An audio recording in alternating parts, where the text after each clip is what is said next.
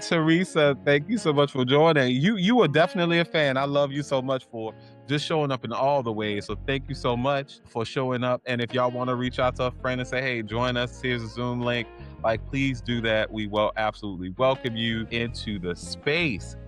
And so I want to go ahead and start off this evening just making sure you take a breath with me wherever you are, whether or not you're live or whether or not you are catching this on the replay, in your car, you're at the kitchen table, you're between bedtime routines, you're still in a moment in the quiet room because you didn't work the long day. You showed up, and that is what matters. And this is the first act of courage. This might be your 10th act of courage today because, you know, the life be trying to life us, right? I'm Craig Martin, founder of CCM Education Group and also founder of Black Boy Joy Summit. And on behalf of our entire community, I just want to say welcome to all of you. Tonight's room holds parents, caregivers, educators, mentors, aunties, uncles, coaches, counselors, grandparents, and so many more folks who are community holders. People who continue to pour years upon years of love into Black and brown boys and young men, and who know deep in our bones that the love is not just necessary, it is absolutely needed in this time in a way that we can never imagine. And so you are here because you are more than love alone, that you are here for some tools and language and the courage to stay present when things get hard. And we want you to know that we want to continue to hold you as you hold your young person or young people with all the love that we can also extend to you, knowing that that love hopefully will help them to heal forward and find themselves holistically thriving in their being and in their bodies. And so that's why we're here tonight. I also want to make sure I give gratitude to every parent who rearranged their evening to be here tonight, to every educator who showed up after a long day of showing up in front of their young people, to every community member who forwarded this link, texted a friend, or said, hey, come with me tonight. That kind of investment in our community is what makes this work live. And I'm especially grateful tonight for our leaders, our sages for tonight, two people who don't just teach conflict resolution, they live it, who have built a life and a legacy around helping families and communities navigate the hardest conversations with grace and skill and love. And I want to formally introduce them in a moment, but I want you to know that tonight is a gift. Finally, I just want to again extend gratitude to you and to every Black and brown boy who might also hear this and see this, knowing that we are showing up for you. We want to love you forward. And we know that we may not always say it, we may not always show up with it in the ways that you need it. But the fact that you might also hear this, see this, or be in the room, we want you to know that this is an investment in you thriving forward. And thank you. So let me go ahead and give an introduction to tonight's speaker so that they can get on into the magic of it all. Tonight, we actually have the extraordinary honor of learning from two incredible people who have devoted their lives and legacy to the work of conflict communication and restoration. We got Dr. Lynne Maureen Price, who is a conflict resolution expert, speaker, coach, and trainer with over 30 years of experience helping families, organizations, schools, and communities navigate conflict with skills and courage. She's a true elder in this work, not just in years, but in the wisdom. Dr. Lynne has sat with some of the most complex, layered, high stakes conflicts imaginable, and that she has learned and that she now teaches, and that every conflict, no matter how big, carries with it a seed of deep understanding. She's a co-founder of the Conflict Closer, and tonight she's going to bring some of that expertise directly to us. And alongside her, someone who brings a perspective that's deeply personal and profoundly necessary. We got Justin Price. So Justin co-leads the conflict closer as well alongside his mom, and his voice carries something unique: the lived experience of having been a Black boy who is now a Black man who continues to also navigate conflict, misunderstanding, and the need to be seen. He now channels that experience into wisdom that helps adults show up differently for the young people they love. His presence in tonight's room is not just an asset, it's essential. Please welcome Justin and Dr. Lynne Maureen Price. All right. Craig, thank you so much. That's one of the best intros I've ever received in my life. So it's just an honor to be here. Thank you everyone for being here, taking the time to rock out with us to learn alongside us, as much as we're here and finding this, we very much are learning as we go and as we do these teachings. And so it's a pleasure. We're excited to be here and thanks for having us. Absolutely. I can't say it any better. So let's just hit it. Let's go. Yeah. So I actually would like to start out with a quote, a really important one, and from a very important person. It's actually a quote from Malcolm X. It is his birthday today. So, being that this is someone that I've definitely studied a lot, continue to study a lot, I figured it'd be a great way to set the stage, just honoring him for a second through some very profound words on top of what we have to share today as well. So, the quote I wanted to share, my favorite of all time from him: if you stick a knife in my back 9 inches and pull it out 6 inches, that's not progress. If you pull the knife all of the way out, that is not progress. Progress is healing the wound that the blow made. And I think that's really, really important. So happy birthday, brother Malcolm. And let's get started. Yeah, I love that quote too, because I think that that's something that is really missing. It's the healing of the wounds. And it's essential tonight that we talk about that. And just even the historical nature of Malcolm and Martin being projected as hard versus soft leads us to being here tonight to talk about this. I mean, both of them had toolkits, they both had strategies, they both knew how to use language to influence, stir, even calm and strike. And yet the setup was we had to choose between them. We had to choose being, oh, I'm Malcolm or I'm Martin, as opposed to doing what we do, our goal. Yeah, our goal is always to add to your toolbox, never to take away, right? And if anything, in the adding to your toolbox, what will come with that, hopefully, is the upgrading of your entire infrastructure, right? So going from a toolbox to a full kit, right? To a section in your garage that you go and you work at, right? We want as much access to as many tools as possible for our young boys so that we don't continue the suffering that we have seen that goes on through across generations, right? So yeah, that's our goal always, right? We just want to upgrade infrastructure here. That's all. We know that whatever it is that you've done up until this point has allowed you to survive, and now we're trying to help you thrive. Yeah. And we want to help you to be able to access good decision making Yeah. while staying true to who you are, right? Because so much of our culture is taken away from us already that we really want to make sure that what we're teaching resonates. And that's absolutely where we're coming from. You took a breath, Craig, but I'm going to do a little bit of parasympathetic breathing because we teach as we go along, right? We don't have this just the section where we're going to teach the skills. No, we're teaching it the whole time that we are here together. So I want to just really emphasize the power of the breath. One of the things that I love about it is that it allows you to regulate yourself. It allows you to have access to your physiology. When your emotions start to take over, you actually can do something about it. And what I loved when I was in schools and teaching young people, especially our children, is you have the power within you and you can take this anywhere you go, right? The breath stays with you. And so the more we learn about using it as a tool, the more that we will have access to some really good skills and some great and deep conversation. So I'm going to ask everyone if you would please just get comfortable in whatever it is you are sitting on and notice your feet.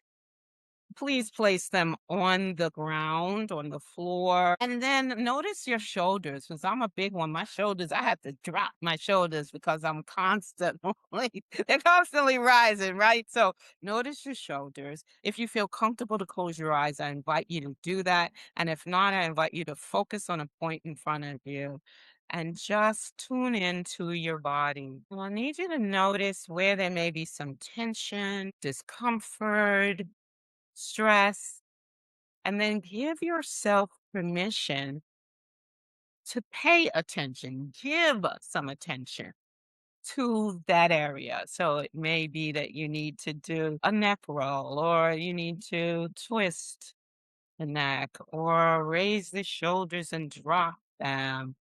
Or sometimes the fingers need attention. We actually need to just give them a little massage. But let's really give attention to an area or areas of our body that are asking, please pay attention to me right now. Give me some love. Help me to de stress. Let's do that now. And then staying with it, I want you to tune into the breath. Just notice how you're breathing. Try your best not to fix it. Just notice it. And then send gratitude to the breath. Really just be thankful that we're breathing. And now we're going to do a breathing sequence. I'll tell you what we're going to do. We're going to breathe in through our nose to the count of three. We're going to hold it to three, and then we're going to release the breath to the count of three. And we'll do that 3 times. So here we go. Breathe in through the nose, 2, 3, hold, 2, 3. Now really release the breath, 2, 3. Breathe in through the nose, 2, 3, hold, 2, 3. Release it one more time. Breathe in through the nose, 2, 3, hold, 2, 3. Really let it check in with the body. Make sure the shoulders are still down. Body relaxed. Relax even more into what you're sitting on. When you're ready, you can open your eyes. All right. So glad y'all are here. Thank you so much for joining us. I'm gonna tell you what we hear. We here because we are living it and dealing with it. So I always had this thing as a trainer, facilitator. I always said I never asked the people in my group to do anything that I would not do myself. You're not guinea pigs. This is work. And once I started living this work, doing the work in my life, in my personal life, not just in my work, it has transformed pretty much everything about the way in which I live. And Justin, poor Justin, bless Justin, whichever way you want to see it, we work together. We have a television show together. We teach together and we live together. We are in conversation all all the time. It's way more of a blessing than for me. So I just Okay. want to be very clear. I'm very grateful to work alongside you and to have learned under you. And yeah, it ain't always pretty though. It ain't. And So that's the reality, and yeah, that's what we know about this work. yeah. If you are really committed to doing it and just continuing to work at it, it will create an incredible change. And so we really wanted to be here to have you experience with us, right? Not just what we do, but how we live. And one of the things I wanted us to start out with to talk about is this has been the opportunity in our lives has been to use these skills throughout, certainly throughout Justin's life. I have an older son, Jabari, and he's 6 years older and have used it in his life as well. But I want Justin to just share something that we thought would be a really good way to start off. Yeah, so this is a quick little story of one of the many times in school that I dealt with, authority and, teachers just not really meshing with me. This was my sophomore year of high school, and this was my English class actually. And I didn't really like this class too much. I love English, I love writing, I love breaking down articles and all of that, right? So it was really unfortunate for me that this was a class I was reporting to and not getting out of it what I was really hoping for. But there was this one day where my teacher is going around collecting homework, right? Regular start to the class. And in fetching my homework, I had this binder where it's pretty clear through like color coordination or whatever that each of these sections are going to be for different periods, right? So I had a math section, I had a history section, I had all that, right? And when I opened up to the English, got my homework and stuff, She had noticed that I'd written in my binder on, the page that I doodle with. It's got English and, a whole bunch of doodles around it. I had wrote on it that this class is boring or this class sucks, one of the two. And I was like, I can't stand it. It was my own little doodle. It was my own little recommendation, my own reminder to myself, like, this class sucks, but, at least you're doing your work. And, that's what it was. And so this teacher sees it.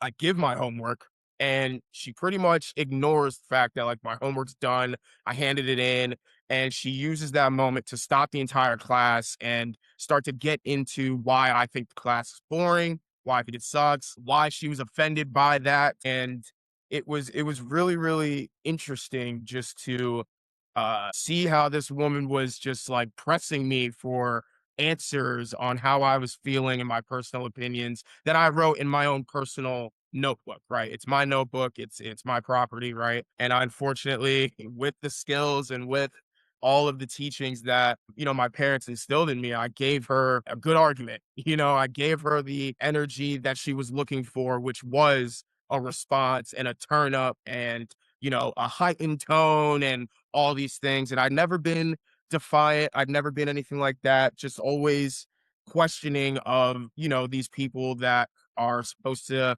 care so much about my future, have a role in, getting me to the next level and the next step. And this was something I felt like just, really used that opportunity to try to embarrass me, try to get a reaction out of me. And so it turned into this whole thing. Obviously, this was in a private white institution. So suspension was threatened. Parents called, all the stuff, all the things. Thankfully, nothing too serious came of it. But for something so small, this person really made it a much bigger thing than even I thought it was. And so to know that my future at that moment was in jeopardy off of just, that went to show me in real time that, as a Black man or boy, the consequences are just so not fitting to the crime. Yeah, and I'm gonna say that he's gonna say, fortunately, it didn't get too bad. Let me tell you, unfortunately, I got the phone call. I'm in Ohio. I happen to be Yeah. teacher Yeah. on social and emotional learning in an alternative school, so a special education school for children with extreme behaviors. So I'm in the office with the principal of that school, a white man, and I get off the phone and he's like, "What's going on?" And I told him, and he said, "I just have one question." And I said, "What's the question?" He said, "Well, does the class suck? Like, is Yeah. it boring?"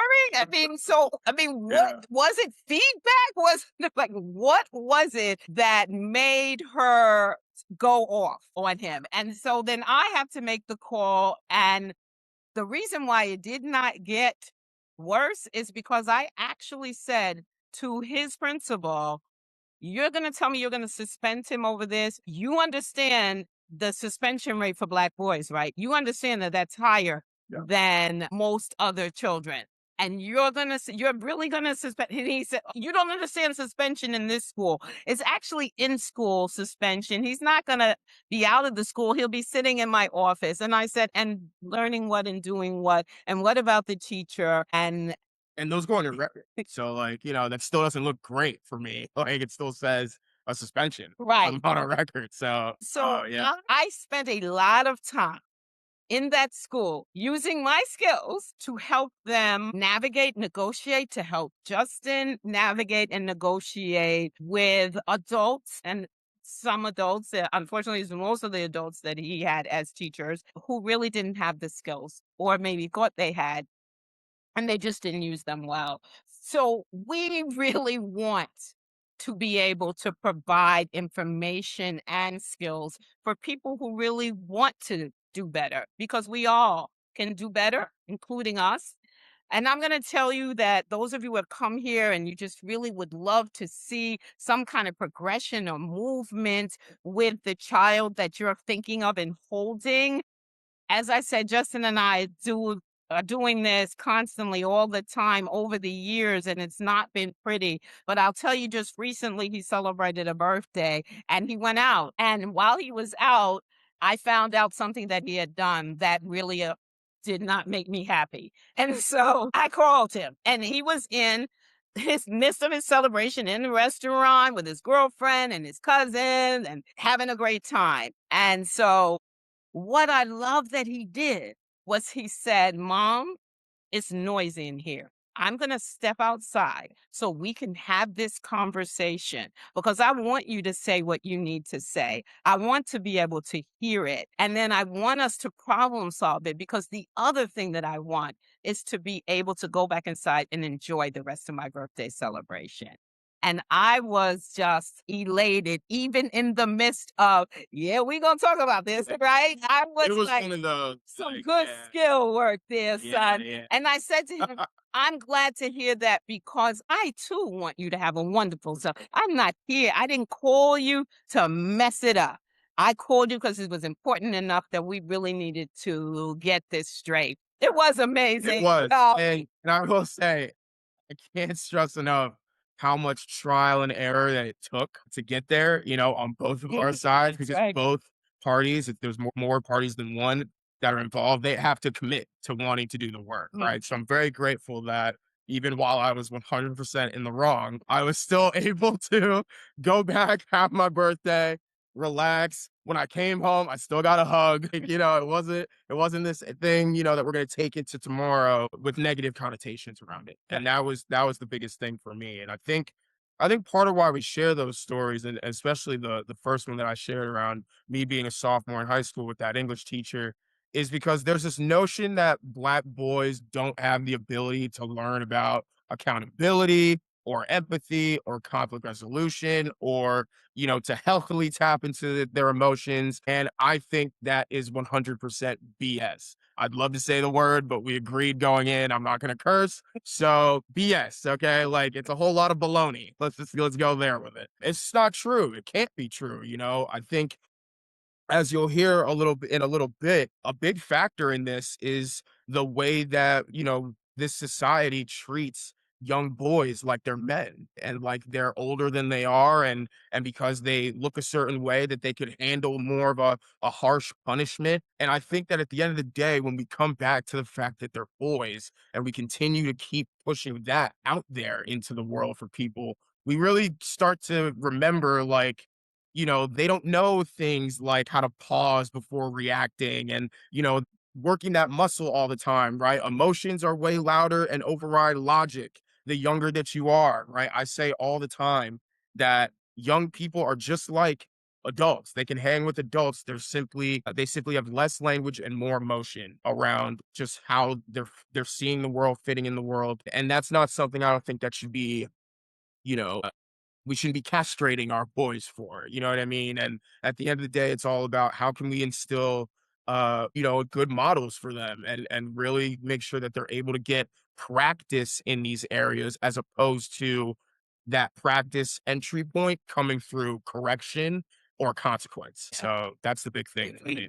Yeah, so if we remember, no, right, that the prefrontal cortex is still under construction, right, up till mid to late teens, then what we need to understand is that conflict resolution needs to be taught as a skill building process rather than a correction. Yeah. And a lot of times it's used as correction as opposed to, we really need to teach you how to build this skill, because when we do, you're going to start to use it. But the way that we get them to start to use it is that we have to start building new neural pathways with them, because they've already got some neural pathways that have led them to the kinds of reactions that we're seeing, right? The kinds of things that legitimize violence and legitimize the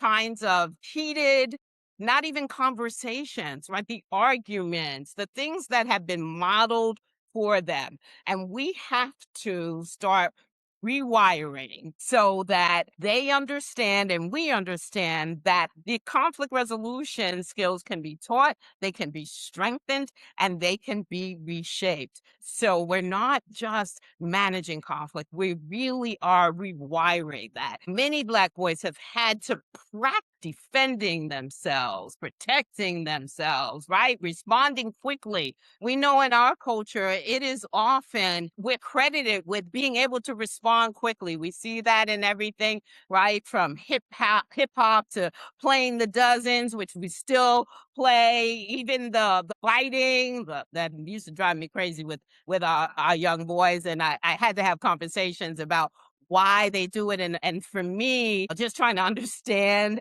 why it's important. And I think that that's part of it too, is asking the kinds of questions that help us to understand why these things are important and what they're developing in them. But they've had a lot of practice doing that, right? But they haven't had a lot of practice in just being able to stop and really apply the best skills to the situation at hand. So if we're developing these neural pathways, we need to know that they're not random, right? They're pattern and repetition wired into the brain, and they're practice. And I gotta say, in their defense, in many cases, they've been necessary. It's what's been keeping them alive and surviving in situations that many of us, even as adults, have not had to handle. And even those of us who have not had to handle it in these times. And these are times where I admit, grew up nothing like this. And so many of us as adults grew up nothing like this. And what we tend to do is to villainize our young people for the way in which they are reacting to the world that they're growing up in, with the skills that have been wired, right, and modeled by a lot of our adults. We tend to villainize them for it rather than help them to really develop new pathways. And I want us to visualize something. I want you to think about it. Hey, we're from New York City, from the Bronx in particular, right? Yes, Andrea. Yeah. Bronx are always in the house. My sister's here. She's in the house, Bronx.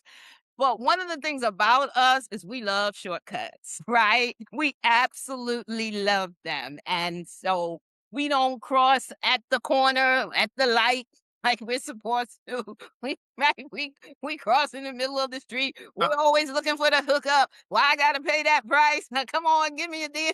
Right? We love that. Yeah, we really do. Yeah. So you are going to find that we play that out in other areas of life. So inevitably, we're going to go to a park and we're going to see that there is this constructed path that we can walk, and then there's grass on the other side. But what we're also going to notice is if there's a fence, somebody has cut a hole in that fence, right, to get through, and somebody has developed a different pathway, right, to get to the other side. And when I say they developed a different pathway, I don't mean it's one person. The first person who walked that way, the pathway was not developed. It was just walked on. And then the second person, it walked on. The third, and it took a lot of people before that became an actual pathway.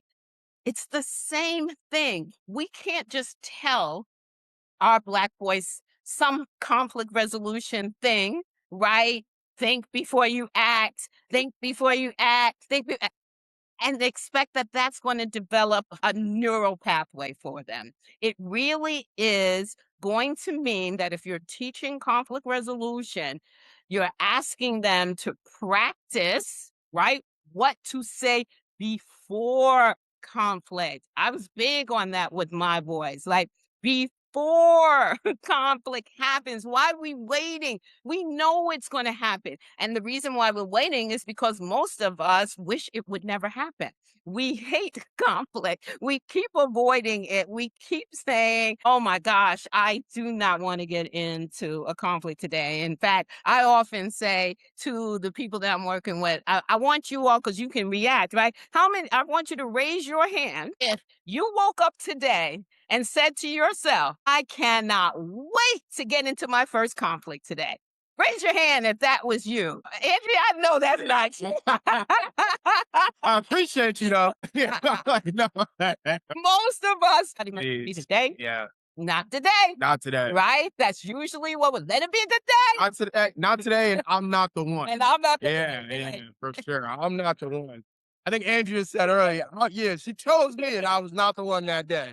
I'm telling you. That's So it. yeah, bro, I get like that. So we not today, right? We absolutely don't practice before conflict happens. Yeah. We have to do that. We have to repeat tools over and over again and not get mad and frustrated because didn't I just teach you that? Didn't I tell you that? No, we have to continue the repetition of teaching, reinforcing, and then let them experience using these new tools and behaviors because the more success, the more, again, you're building that neural pathway. They know that this can work, right? Along with what other things that they have in their toolkit that we have not taken out. On more important, adults have to model it consistently. Adults have to model it consistently, and we're just human. So we can, Justin knows he's caught me in a few moments, and I've had to really adjust and remind myself I have skills that I can use in this moment, but they have to see us modeling that. Yeah, and I think our boys are dealing with so many more negative role models on a daily basis, even through like Instagram and social media and all of these things that we're seeing all the time and can't turn off, right?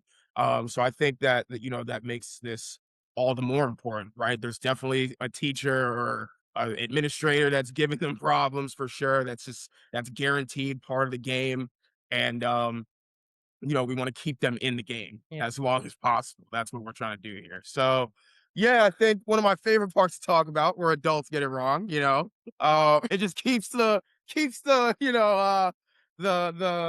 the attention off of us for a little bit as the young people, respectfully. But a lot of what we hear and I think that I can speak for a lot of young people in general when I say this, but we hear a lot of, well, I already told you. I already told you this is what we do and this is how we handle things, yada, yada, yada. That's it. If you didn't do that, then, that's on you. Right. And I feel like while there can be a place for that at times, there's just not one conversation that can be had for anything, especially when we're trying to build new pathways in our brains. Right. So, for instance, I know for me, an area where this shows up a lot is the sex talk, right? The sex conversation. We just think, okay, we'll get it all out at one point when they're in like seventh, eighth grade, right? And that's what they learn as a seventh and eighth grader will transfer into their lives as men, right? And the reality is, you keep that door open because there's going to be times where they're going to come to you or want to come to you with new findings, with new comings to things as their bodies and their minds are growing and developing. And there's been too many times where our Black boys have not had that door open for them to come back to. So it's really about how do we keep that door open, especially in the midst of trigger and when, we are being human and even when we're being the problem as young people, that can happen sometimes. And I think the biggest shift that we want people to make and to go from is, why does he keep doing this to what has he had the most practice doing? What has he wrecked the most? Think about the gym or think about when you're on a sports team, whatever it is, right? Or a hobby, right? You're getting reps in every single time you do it, right? Every single time you do that thing, you are getting better. And so a lot of us because we haven't had that question asked, our brain just goes to what feels comfortable and what feels safe. And sometimes those things can be very destructive behaviors for the future that we are trying to build and that we are entitled to. Because we will work for it, but we're also entitled to have a place here and to live our best lives and to speak life into our Black boys as they are constantly reminded of Black destruction, to be completely real. So if a young person has walked the path of reacting fast, getting loud, or defending themselves over and over again, that's not just behavior anymore. That's well-worn path in their brain, right? Because the brain under pressure goes to what it knows, right? And if this is what I know and I am under pressure right now, then it's not the behavior. And you don't erase a well-worn path by yelling at it. Yeah, for sure. Yeah, I'm gonna talk to myself here too, right? You don't replace that by yelling at it. You replace it by walking a new one again and again and again. And that may be hard. We may be asking you to have the patience of Job, maybe. But the truth is, when we can meet them there and say, okay, so this is how you reacted. Let's go over this skill again or these skills again. Let's do it again and again. We are helping them to build that. But in order to do that, we need to really keep in mind what Black boys are struggling. Yeah, Right. we got a nice list here for y'all, but please, if there's anything that you feel is not on this list that we name that you want to honor and bring forth, just Yeah. add it to the chat, and we will definitely make sure that we say that just to bring it into the space with us. But from what we came up with as far as the things that we feel Black boys are struggling with, and I think this was probably the hardest part for me because I didn't have to do too much work, for myself. This is stuff that's in me right now, and I think the first thing, anger.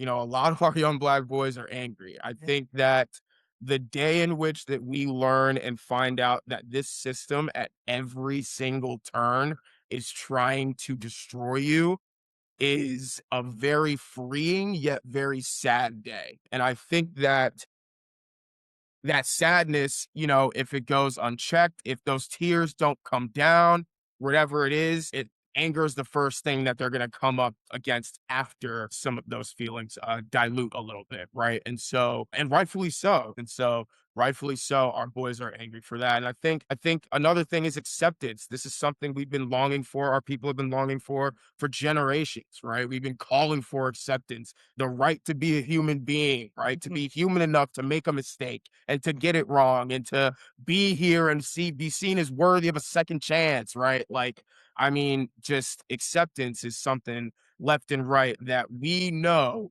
on a subconscious level and consciously could be strict of us, even if we are accepted into some sort of environment, some sort of community, right? So there's also this idea that it won't last, right? And that's I think a really, really tough thing for our boys. Next, I'd say the low expectations set for them. You know what I mean? We still live in a world where, people really still think of us as just rappers or just athletes or just, servants, right? All of these things and people that should be grateful to get a crumb, right? And I think that as far as, our ability to dream and the healthiness that comes with dreaming and longing for better than and bigger than and more than what you've seen is a good thing that we all as humans should have rights to. But we see time and time again, just through constant reminders that this is who you are, this is who you're going to be, and stay here unless you want to deal with some sort of real consequences. And that goes into my next thing on this list, which is our hypervigilance. You know what I mean? I think that we are constantly, because we are on this side of the system, right? The backs to the walls, surrounded, our perceptions of threats and safety and consequences surely make us afraid sometimes to even leave the house, even if it's to go and hang out with our friends, right? And to just be out in the world, enjoying yourself, right? And we deserve to live our lives. We deserve to live our lives in our best way, thriving, doing what we want when we want, and not hermiting ourselves, right? Not keeping ourselves in our shell. And I think next would be, the models for manhood, to be completely frank. This was, I think, the toughest thing for me to come to, because we hear all the time, the ideas around standing on 10, handling business, all that stuff. And a lot of that comes from fighting and defending yourselves and that talk, right? Because we see that all the time in our schools, unfortunately, and with our boys.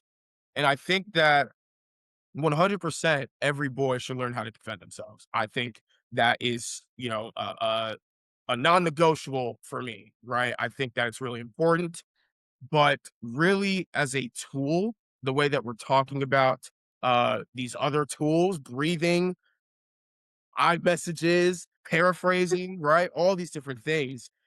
We want people to exercise every possible healthy outcome before things could possibly turn into an unhealthy, unsafe kind of situation. And I feel like even though, we aren't the bullies in this conversation, I don't think of us as the black people and the bullies in this conversation.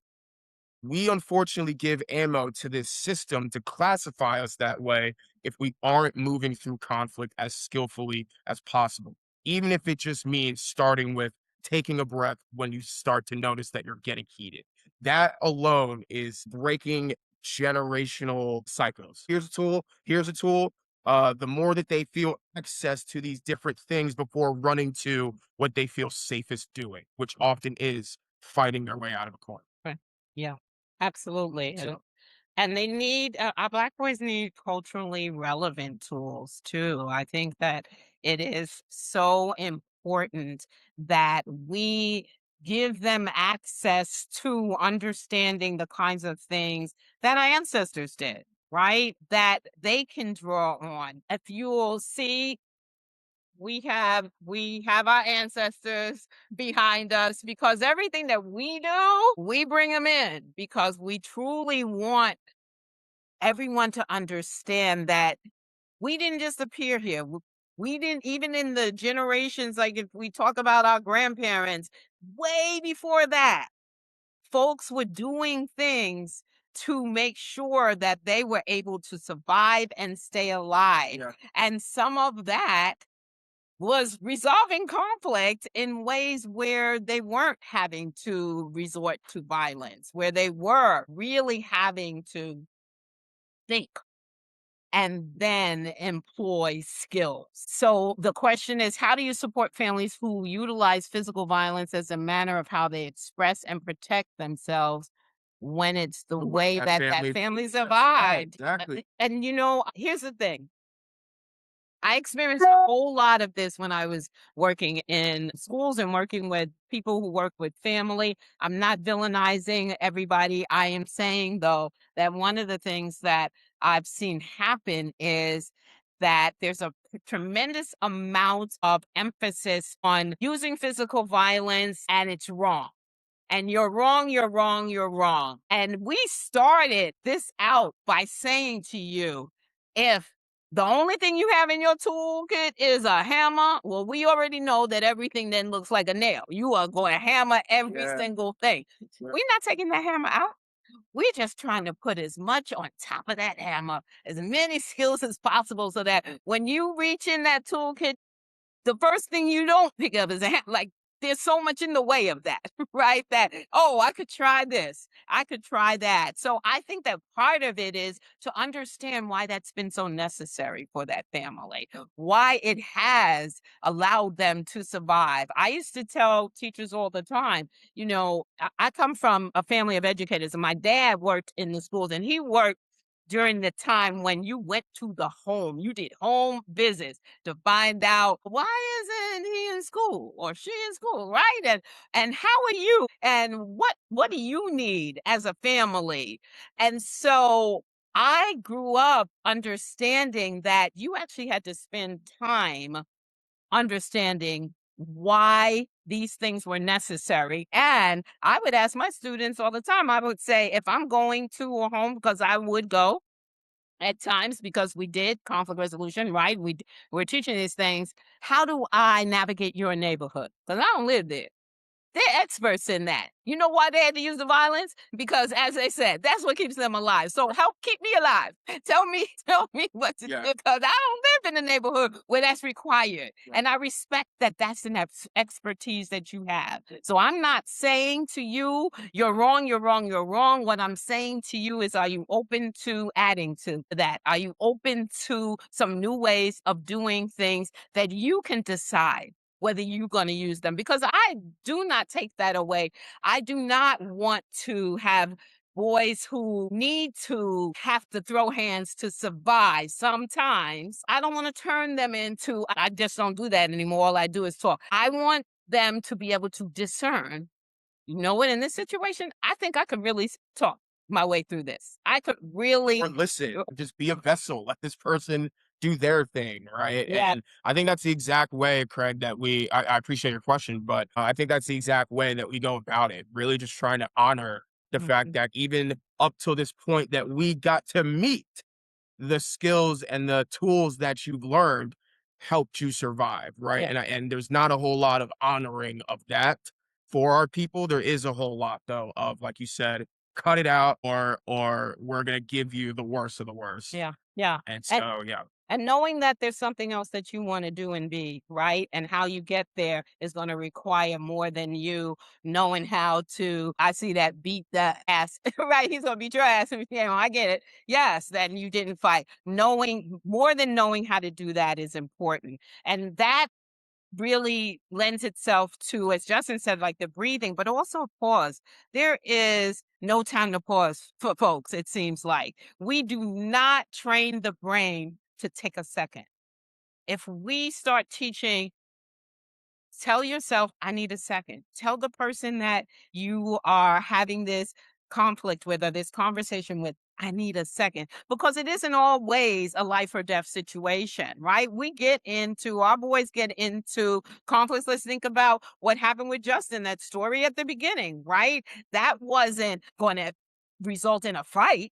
No. But it absolutely was a situation where he could have said, I need a second. The teacher, good Lord, she needed a second. She needed a full minute and a half, right?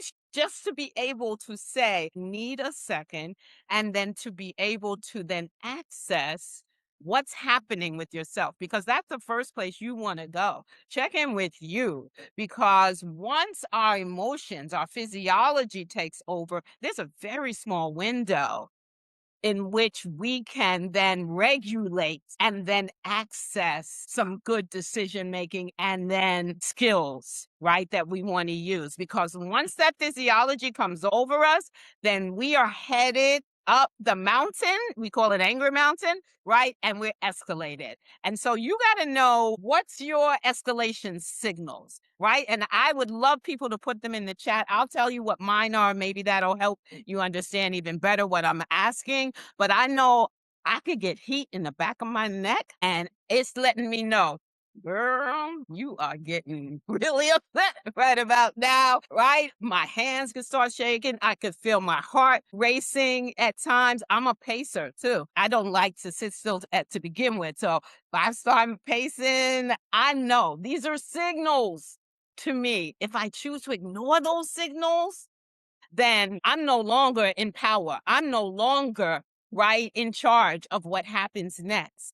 My emotions are. Yeah. So, Lose your say the yeah, moment that you choose to not that's right. be skillful, That's right. for sure. So I want to see in the chat. We can't be the only ones that have escalation signals. Yeah, I Some know of y'all. mine I start to get like a headache or like a pulse almost in my head. Mm-hmm. Uh Sweaty palms, you know what I Yeah. mean? For sure. Maybe some twitching in my fingers. You know, there's a whole bunch of stuff that could happen, but those are for sure the ones where I know, like, okay, this is like you're actively triggered right now, and what you do next really dictates where this goes. So the reason we don't see it in the chat is because y'all don't know what your signals are. Is that what that is? What, you don't know when you're escalated? What are your signals? Somebody, anybody, give me one thing that happens to you when you're starting to escalate. Oh, wow. I know what it is, but I don't know how to describe it. Okay. Yes. We all have them. We have been taught to ignore. I get quiet. Yeah. Tense up. What's that saying? It's the quiet ones you gotta watch out for. Clenched teeth, Yeah, clenched hands, yeah, and maybe yes. some grinding, teeth grinding. Yes, definitely For heart sure. racing. Yes. So it's really tuning into that, because that's your signal. Up, I'm gonna have to do something here, right? And otherwise, I am not going to be in control of this situation. Oh, you'll love this. Craig said I'm a true Capricorn when I've hit my limit. Real. I respect that, Craig. I hear you.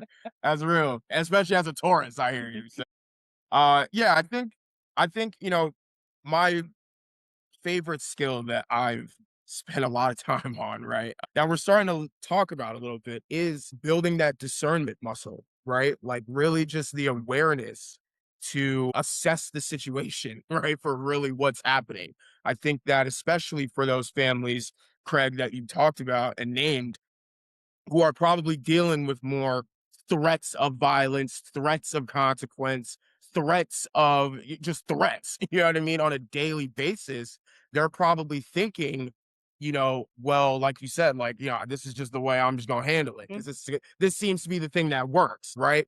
Whereas not every situation calls for the comfortable thing, right? And so I think silence is really okay. I think active listening is a really, really good thing. I think you really get to you really gather a lot of data about where people are and what affects them and what hurts them when you're letting them have the ball in their court and share what's coming up. And, I just think that our boys don't even know in those moments sometimes how much good information that they're missing that they're able to actually work with beyond what they're comfortable handling in that situation, Yeah. right? So, that discernment is huge, man.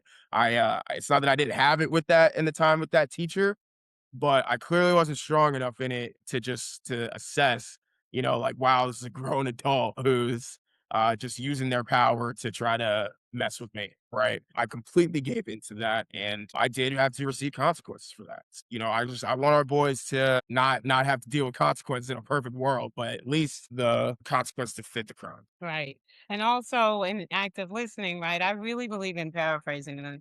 And for me, the magic in paraphrasing is that you get to try to at least zero in on what is really happening here? What is the person really saying? What is the person upset about or whatever the emotion is? And if you can draw that out when you're paraphrasing, I think that that's important, reflecting it back, making sure you're hearing things correctly so you know what to address. So you know also, oh, wow, I was just getting ready to react to that in a way that just wasn't called for, right? That happens all the time. I see people get diverted because they really didn't check in. Let me just make sure I understand what it is that you are saying to me, right? So that I can come back and I can address that.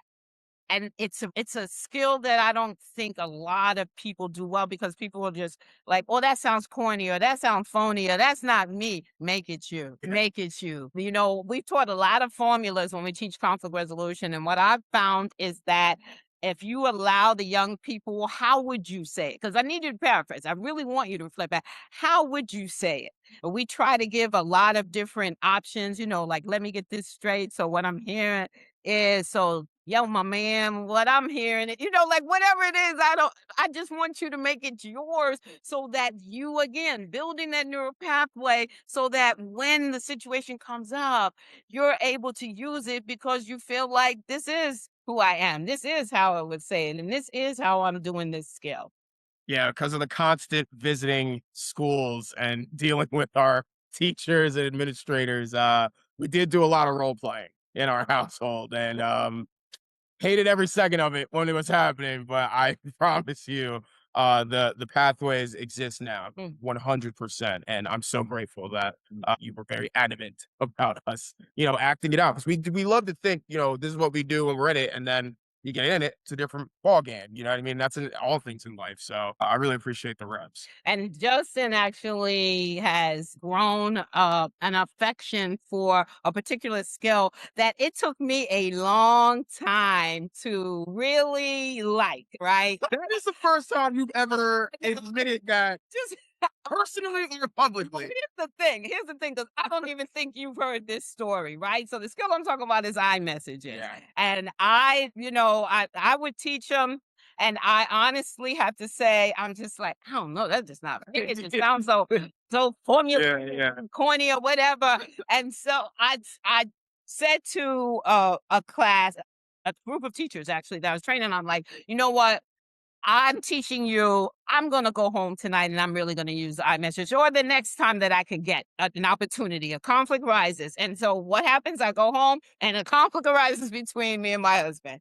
And I said, okay, perfect time. I delivered the most perfect iMessage. And my husband, who was in the work as well, he looked at me and he said, do not use that conflict resolution crap on me. And I was like, what just happened here? And the reality is that one didn't work with him. Yeah. But we were able to use other skills. So what I tell that to say, especially when I'm working with young people and Black boys, I just like, make it yours.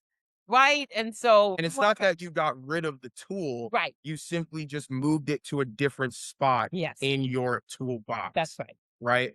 That's all it is. You know what I mean? Just like what tools do I really need the most access to and how can I keep them as close as possible? And yeah, I love iMessages personally. I think it just keeps the ball in your court. It keeps your emotional regulation your responsibility, and it keeps the way in which that those emotions get expressed your responsibility, right? And so I think a lot of our boys are hearing stuff like use your words or I can't read your mind, right? I think it's so easy to call out the negative behaviors in someone else or the behaviors in someone else that made us act in a way that's honestly supports the negative throwing back and forth of emotional responsibility because it just feels safer if we start with you to then bring me into it, right? And I think we need more of, I felt disrespected when I get triggered because here's the moment where it went from a good conversation to me feeling unsafe and really being able to use that model and keep the ball in your court as we are just working to build a better relationship with conflict as well as the negative emotions that come up during conflict. And I think my favorite analogy with this is like the first example, use your words, I can't read your mind, right? That's like playing taps. I don't know if anyone knows the game taps, remembers the game taps, but you're essentially holding a ball up. You're trying to keep the ball up and you're throwing it back and forth between you and a partner or you and a few other partners. You have to jump while you're throwing it and not let the ball fall, right? And there's no real landing. There's no real whatever because you got to keep the ball out. And I think that when you hear things like use your words, I can't read your mind, that's just deflecting emotional responsibility and putting it back onto your other partner so that you don't have to sit with and stay in your stuff. Whereas I felt disrespected when I got triggered when here's where this became this for me. Really, to me, is way more of a game of catch, right? A game of catch is where you're intentionally thinking about how do I throw an effective ball over to my partner so that they're able to catch it, get into their emotion, and bring it back to me. And we want to apply that thinking to when we're in high stakes conflict. Really sit with the things that you're hearing, really breathe before you start to put things back out there, right? As words and actions are energy, right? And these things get returned to us, whether we like it or not. There's no say in how they get returned to us. They don't come back. And so, yeah, that's my favorite one for sure. iMessages. It's allowed me to get really comfortable with the idea of responsibility of my emotional regulation. So we're going to say three last things. One is you got to normalize the strong emotions. They should be having strong emotions, right? And we try to get them to suppress that, right? Calm down. Stop being angry. Why are you always so angry? We can validate. I see you're angry. And then we can guide. Let's figure out what to do with that anger or whatever the emotion is. Let's figure out what to do with that, right? How do you want to express that if you're in a conflict situation or conversation? The other thing is curious questioning, Yeah, right? yeah. I think simply asking yourself, what's my role in all of this, especially this conflict, is a lifesaver. I can at least say for me, that's been a lifesaver. Um, I think it's 100% a great way to run back to what your initial response would have been or what your trigger was in that moment and reframe it with the context that comes in through taking a breath, through listening, gathering your data and all that stuff to then put back out the most effective response that you possibly can to where your message is delivered. And even if you may not get the results that you wanted or that your young Black boys wanted, they still feel confident in the fact that they handled themselves the way that they should have. Yeah, and then the last thing is role play, real life scenarios, right? Yeah. Let's run through what could happen if, or what did happen, and then reflecting after the situation. What did happen? What did I do that I liked? What would I do differently? And how do I want to show up the next time? But again, it's practice, repetition, right? That's building the new neural pathways. That's how we do it. One thing at a time, over and over again. Yeah, literally. Yeah. Yeah. Yeah. I know there's a lot of information. Appreciate y'all just, hanging in, knocking out. It is a lot. Yeah. But yeah, that's where we're at. So I don't know if folks have any questions, or Craig, we can turn it back over to you to do your thing. I think this is a great opportunity for those who might have questions, curiosities. Let's leverage your genius, please. Absolutely. So we're organic here. So whoever would love to ask questions, engage, like, let's go. And you're welcome. Thank you. Thank Yeah, you thank you, too. bro. Yeah. Absolutely. Yeah. Thank you, all of you. Yes. I know that one of the things that I'm really thinking about in this time is we're seeing so many examples, and from a social media perspective of like violence being gratified or rewarded. We're also seeing that there's certain behaviors that are very demonstrative, disrespectful, that are fine. Like we don't watch shows unless there's this conflict, that there's this edginess to it, and so I'm curious about how do you balance out real, reality experiences versus what we are really dealing with here. I think that that part is something that I know so many folks are wrestling with. Yeah. Oh, thank you, Sarita. Teresa, yeah, thank you so Like much. Thank you that. for being here. Yeah, it is. It does have to be a balance. That means we do have Yeah. to take on the role of modeling these behaviors Yeah. even more actively. And I know that's a lot of work because we too are under stress and pressure as adults. And we too may not have been taught the best skills ourselves, Yeah. right? We may Yeah. be learning in real time as well. Thank you, Andrea. And it really is a matter of that I'm determining I've got to create this balance. So what does that mean? It means that I spend time modeling. I spend time having conversations where we can use the skills. I know that my family, including my husband, used to hate when I used to do workshops and I would come home and I'm like, okay, we're going to try all of these. We're going to try something. And we would do family meetings, circle. But I just wanted to be able to have that balance in their lives because I know they were watching Jerry Springer. This is long before the social media where you can Yeah. actually like watch actual fist fights, which I was appalled that that's actually what so many young people and even young adults are doing as well. But it's really dedicating that time to say, okay, we can be multicultural citizens of the world. So that means Yeah. that if I can't stop them from going on social media and watching whatever it is that I think is just really violent, then I can at least give them a world in which when you're with me, when you're at home or wherever, or if we're in schools, that this is a different way of working their way through the world and that I won't invalidate the other, but hope that you have enough evidence of what I'm showing, what I'm modeling, what we're living to see that it will most likely get you further. The other one might get you more likes, but this will get you further. Yeah.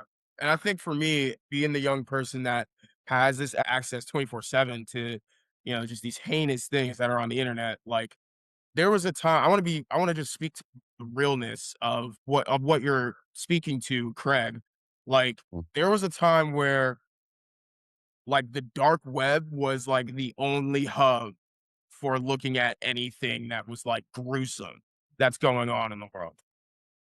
We can just load up Instagram now. And I just think like as far as the hubs created for negativity, for violence, for gruesome acts and all these things, um, it's just very important to go back to the opposite. Just what are the things that make you feel good? What are the things that help you don't not think about those things sometimes, right? Because I think escape is a good thing when used correctly with limitations and understanding of yourself when too far is too much and things like that. But I know for me, I see this stuff all the time. I see it outside of my house all the time, but I see it on my phone all the time. And I just know unplugging sometimes and just putting my headphones in, go for a walk or, go hit some golf balls, whatever it is, go play some basketball. That really does a lot for me. So I think sometimes just bringing it back is really, really important. Home being the things that you like to do when you feel comfortable. I'm a mom raising two Black boys in a predominantly white neighborhood in Massachusetts. So this is very helpful, but I struggle with like instilling all these tools in my sons and drilling it into them and helping them to develop these conflict resolution skills. And I struggle with balancing that with just allowing them to be because I noticed that they're in a school district where they're probably the only Black boys in their classes, and I'm noticing all the other kids around them, they're just allowed to just be. They're allowed to feel emotions and work through those emotions. They don't have to like That's double right. check themselves and course correct in the moment. So for me, I struggle with like allowing them to just be kids. And Mm. work, and some, developmentally, some things are in their age are better. It's better through experience, right? But I know that some of these spaces aren't safe for them. But I see the juxtaposition between their peers being comfortable and Yep. them their parents probably not having to have these kind of conversations with them and that freeness that I see in their peers. So I guess I want like you all's opinion from some of the Black men and you too as well. Well, how you balance that as a parent, to let them Yep. just be human little kids and enjoy their childhoods and also balance that with some of these skills that you talked about. Yeah, I think This is that perfect for yeah, you. I know. I Oh, perfect for you. I think that one of the things, and I've had to learn, had to, trial and error, still lots of error.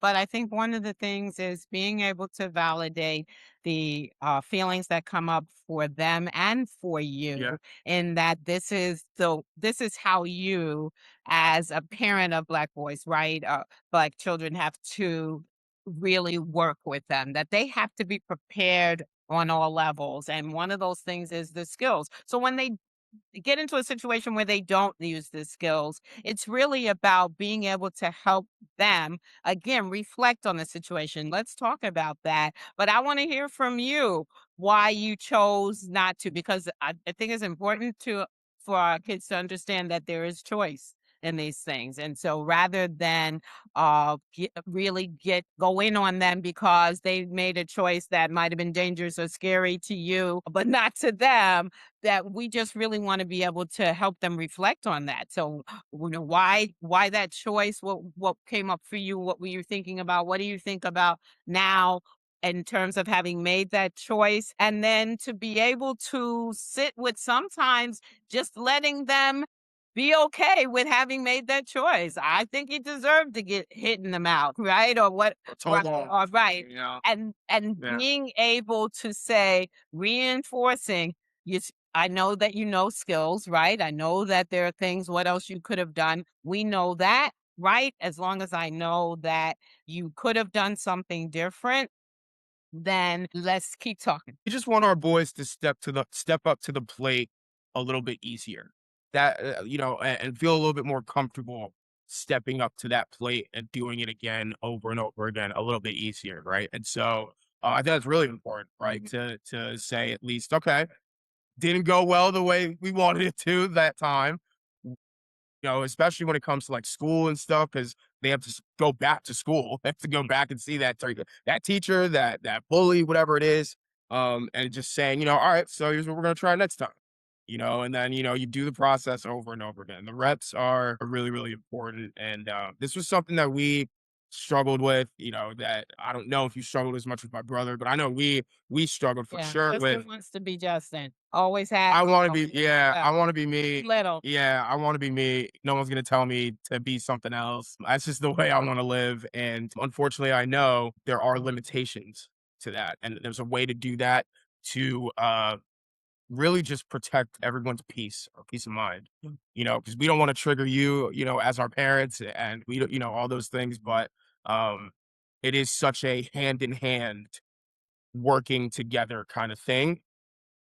So, definitely sending, a lot of good energy to you and your boys Yeah. while as you work through that. Yes, and we also are doing, I see Craig put it in the chat, and you could sign up for our parenting workshop that we are hosting on the 28th of this month. And if you can't do the 28th, we're hosting on the 31st. The 31st is a Sunday. It's in the afternoon, 3 p.m. to 4:30 p.m. And the 28th is a Thursday, and that's in the evening, 6:30 to 8 p.m. So you can do that there. And I see Craig shared, thank you, Craig, shared a resource also that might be helpful. And I love when we're sharing resources with one another. So yes, thank you. Will also be able to have access to us to practice, because that's one of the things that we absolutely love to do, is to have people be able to practice the skills that we're giving them in real time and apply them to their real life situations. So we invite you to sign up for that. And yes, thank you for anybody sharing that out, That's the world. because it really is important. Thank you. It's a blessing to be here. It just Absolutely. So truly is. reciprocated. Yeah, So reciprocated. yeah, because we just believe and being able, I love the name Black Boy Joy. I think that there's got to be joy, more joy for all of us, certainly. I really want more joy for our Black boys. I can remember when I first started out in this work, working a summer program, and I worked it over about 7 years, and I would watch the boys go from these joyous, playful little boys to they'd get to about 11 or 12. And I remember sitting down in particular with a couple of them. And I'm like, I'm noticing just like you look like the world is on your shoulders. And I remember one in particular saying, it's just, you know, boys messing with me. It's just what they do. It's just, it's what they do at this age. And I felt like there's got to be something that we can do. And I was teaching conflict resolution, and they loved it. They really, truly did. And so many of them used it and put it in their toolkit. But there is that time and that place for our Black boys where the world feels like the weight of the world is on their shoulders. And we have to be able to get skilled to open up that world to them, particularly in conversation, because it doesn't always have to be a conflict. It could really be, you can use these skills in a deep conversation, and that's powerful for them. And it comes up, the choice, like Martin or Malcolm, like we said at the top. Am I going to handle this way? Because this seems to be the thing that works, or that's going to get me this, or that's going to get these kids off me, whatever it is. Or am I going to go this way where, I may be safe, I may be whatever, but I may not feel good in me. Right. And regardless, I think we're just trying to add more options of answers to the list. Like as you said, we could be multicultural beings and have layers to us, and all these things. And so yeah, it's really, really important. And I actually went through the program as well, so I can at least vouch it worked. And we got some strong Black men out there. Don't Such give an honor. up. Yeah, don't give up, because it was not overnight with Justin. It was not overnight with Justin and myself. Now, No, it was not. Oh I my know my God. sister remembers this. When he was 3, I bought him a shirt that said little in size and big in attitude. And that absolutely defined who he was. I don't remember the shirt, but okay. Still have it. I Sounds kept it. sounds about right. So I'll run with that. But yeah, Don't absolutely. give up. There's Don't no give up. no point in dimming that. That's a Yeah. good thing. Yeah. Yeah, I love that. It doesn't happen overnight, but it happens every night. Yes, 100%, thank you. Andrew. Cool. Coming to about 5 minutes, Craig. Yeah, let's see. Well, I just want to first, like, let's give them love. Like, let's make sure we give the love to both of them, Dr. Lynn and soon to be Dr. Justin. Who knows? Um, to for them. you. really pouring into us and pouring into our community. And for both of you, you're just powerful beyond measure. I want to thank you for your generosity, your wisdom, your willingness to pour into our community. You are not just the conflict closer, y'all. Y'all have opened up something beautiful in all of us. And I appreciate that there's a great candor about your real life experiences that you share with us. But I think that there are some tools, or I call them crowns of insight, that I think can be very powerful for all involved. Oh, a couple of things. One is for those who are here and those who have joined us from the replay. I want you to think about these three, what I call these three crowns of insight. And I'm going to try to share this and see whether or not it's going to do it or not. I want to see whether or not it's going to let me win today. There we go. All right. So I'm going to make this a little bit bigger. And so tonight you had an opportunity to experience a masterclass. And so I think about, what do I now understand more clearly about Black and Brown boys, their humanity, and my role in their lives, and what might that be? And if there's something that felt compelling for you, place that in the chat, or you can hold that in your heart. Or what might be your crown of action? And so, what will I try, apply, or shift in my real world practice within the next 7 days? And for me, like, role play was so important as a teacher, as an uncle, as now a godfather. It is important for me to role play behind the scenes. I want them to walk through scenarios. I want them to talk about anger, emotions. I want to have the container where, if you're going to push boundaries in front of me. I need to see how you show up. I need to see how you smell. And I also need you to go out with the kind of language and tools and support you need. Some of us used to call that the talk, right? And so, how do we ensure that our young boys and young males and men feel like they are equipped to know how to walk out into the world with the kind of tools and insight they need? And then, what might be a crown of awareness? What do I need to unlearn in order to do that work well, without harm and without ego? And that is why I shared the master class workbook in the chat for those who were here, and for those who were like, Craig, I can't believe you up and shared something that I'm like, you need to be in the room, baby. You need to be in the room. Let's see what is happening. Okay. So I shared a masterclass workbook. So there's what I call like the masculinity ecosystem, and just looking at the complexity of that. And there's a self-assessment tool on tab 2 that allows you to really examine, like, what are your notions around masculinity and manhood, part of the village that creates that container for what masculinity or maleness and that presentation looks like. And it's designed for you to have that self assessment for you. And if you want to sit and talk to your boys or other folks who are in your care community, that it gives you some places to start talking and engaging in real dialogue about, here's how I want to shape my young boys and young men to grow, but here's some areas that I might want to examine for myself or those who are around my son. Before we close out, is there anything else that Dr. Justin and Dr. Lynn, that y'all want to share and bestow upon the folks before we close out? Because I love to call it as it might be. Yes, I wanted to make sure that everybody, tuned in. I know I sent you some episodes from our E360 TV show called Working It Out Across Generations.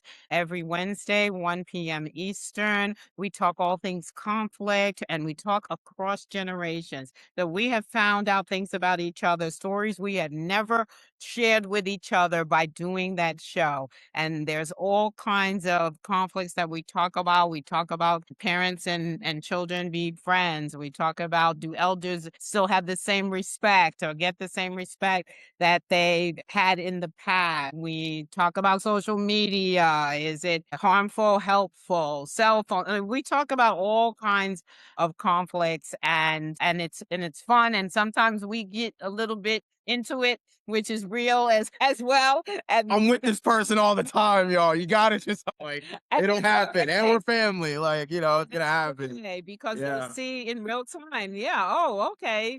They can get yeah, on each other's yeah, nerves, and then they can work it through, work it out. for sure. And I think for me, we are just such a remarkable people. I mean, my gosh, the things that we continue to do, the things that we've done, the bar that we keep setting higher and higher as generations come and go. Like, it's just, yeah, word, yeah. For real. She loves to touch the electronics. And that's what I was assigned to do. And I'm like, you can come on. Let me have my role. You gotta let them stay clean. But I mean, we are just such a powerful, beautiful, resilient, just advocate worthy, like ally worthy, just all of these things as a people. And it saddens me sometimes to know that, we ourselves sometimes don't know or remember those things. So any chance that I get to, speak life into our people, speak positive into our people, I'm going to take that. We're going to take that. So just to know that y'all exist is so beautiful, so amazing. And I already know the journeys that it took for y'all to even just get here tonight. So just thank you so much for being here. I hope this is not the last time that we get to work together and work alongside each other. Craig, you are an amazing person, amazing man, and just an absolute role model to so many young Black males, especially going to add you to my list as well. And you really built something beautiful here, and it's just such an honor to be a part of. So everyone that makes up this space, from the bottom of my heart, thank you. And I want to shout out Latera. Thank you for supporting. Rashid, Jorge, Leslie, my sister, Teresa, Andrea, my sister. Thank y'all for supporting. Really appreciate everyone who showed up tonight. Yeah, Sure. Thank you. Absolutely. And anybody watching the replay, check us out. Yes.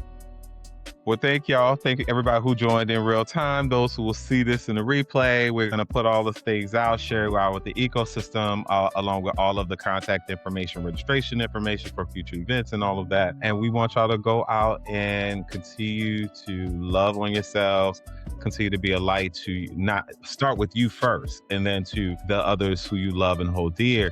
And we will have our next session on June 4th. And we're going to be continuing this conversation around restorative relationships and raising whole boys. So that's with Arthur Thompson, and we will see you all soon. So thank y'all. Y'all take care.